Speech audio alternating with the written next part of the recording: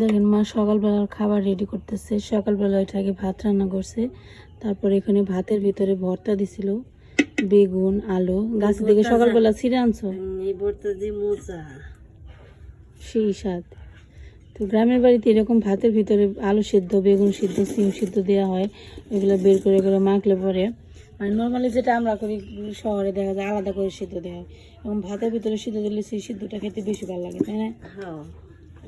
এই যেটা হচ্ছে বাঁশ দিয়ে তৈরি একটা কাঠি বা লাঠি, এটা দিয়ে এটি দিয়ে ভাতের ভিতর থেকে সিদ্ধ বের করা যায় বা যে কোনো জিনিস বের করা যায়, অথবা যে ভাত ঝরঝরা করার জন্য এটা ব্যবহার করা হয়, তাই না?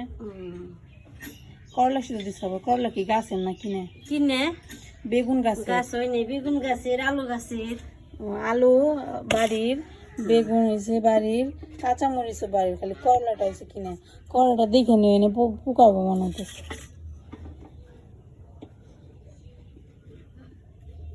গ্রামের বাড়ির সুবিধা এটা, কোনো কিছু কেনার প্রয়োজন হয় না, সব কিছু বাড়িতেই চাষ করা যায়। এই যে দেখেন সকালের খাবার।